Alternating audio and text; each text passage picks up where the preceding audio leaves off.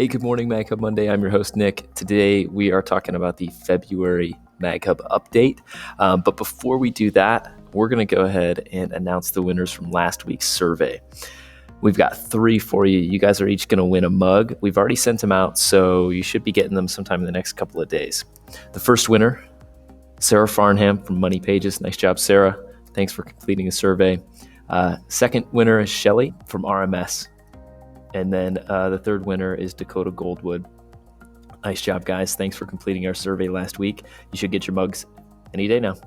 All right, on deck for today, like I said, we're talking about the February release. And in that release came a few changes that we're going to cover. The first one is a new dashboard. I'm not going to really go into too much detail here, but I am going to show it to you so you can take a look at it. It's going to be awesome as a salesperson to manage lists, understand where you're at for forecasts, current sales, things like that. We're going to talk a little bit about an automation change, how that affects if you're doing drip campaigns. We're going to look at the app and the way that you can change the homepage to show different sales data. And then we're going to talk about how the texting activities were kind of laying the foundation for what we hope to do in the next couple of months, which is build in a texting platform from within MagHub so you can use your keyboard rather than using your 2 phones when you're texting your prospects or your current customers. So without further ado, let's get started. Gang, so I've already logged into my site and we're going to go ahead and get started. The first thing that I'm going to show you is the new dashboard. So all you have to do to get to this dashboard, it's not publicly available yet, but you can check it out and you can give us some good feedback on this.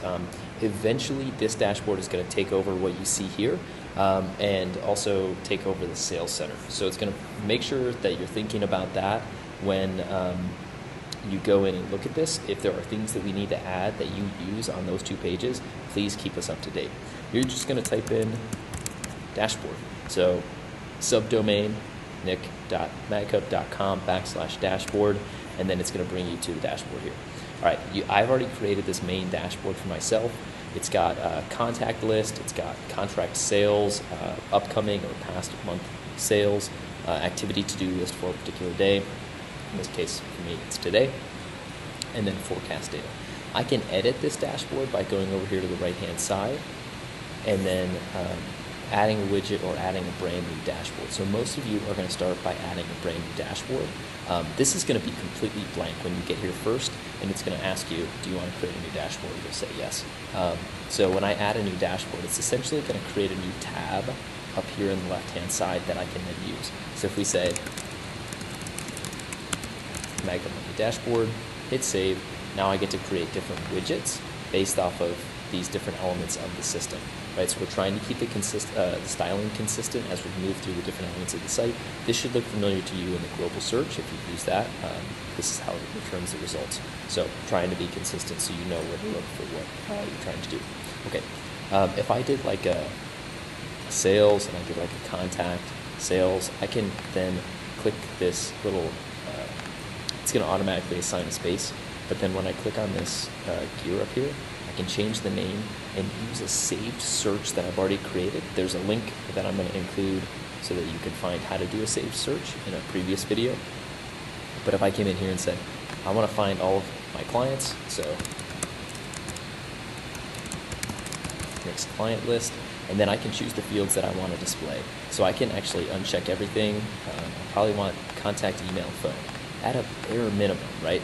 And then all of a sudden you get this really nice contact list with the information that you want to see and the ability to interact with that information by using the 3 dots on the right-hand side. Okay, you guys can play around with this, drag and drop these different elements as you see fit, make them small, make them wide, make them long. It's totally up to you on how you want these to be configured.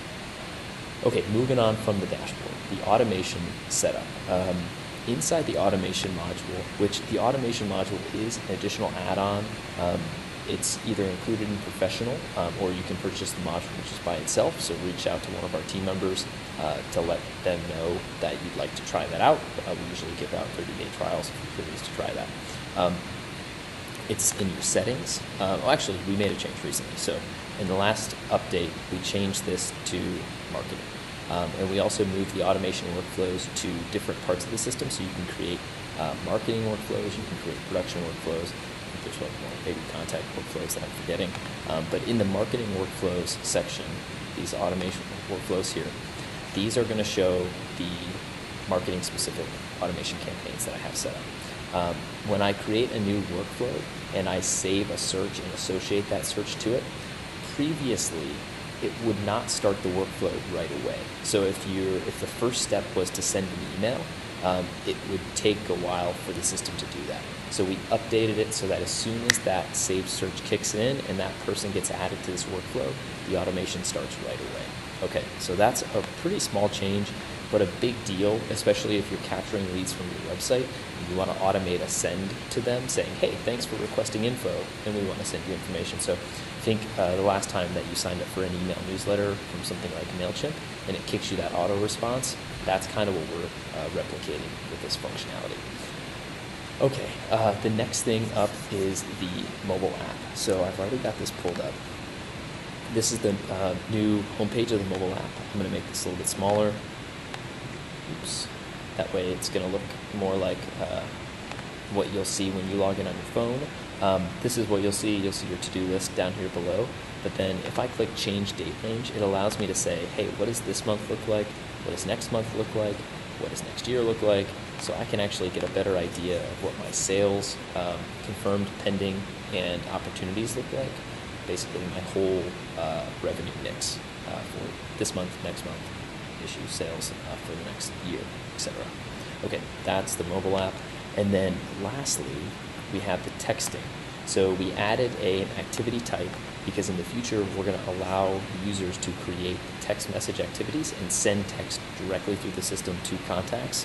And so with this, I'm going to go to my settings. This is how you set this up. So if you want to track texting activities, which sometimes you may want to, so if you're doing some prospecting, you're putting in text activities, you're going to go to contacts, activity categories, and this takes an admin right to get here, and you're going to want to put in the activity category. So you're going to add an activity category, and you'll put in text, and then you can just say, I don't know, outbound text, something like that, and change the color, etc. And then, so with the outbound texting, I've added it already as an activity.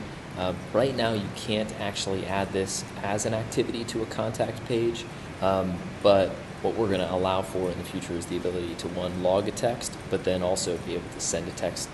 Right now, we're rolling this out to some beta testers, so if you'd like to be included in the beta group, give us a shout out. We'll include you and show you how to set it up and use it within the system.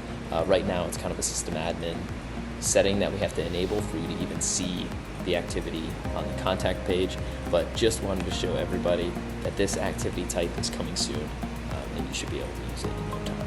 Okay, thanks for tuning in. We'll see you guys next week.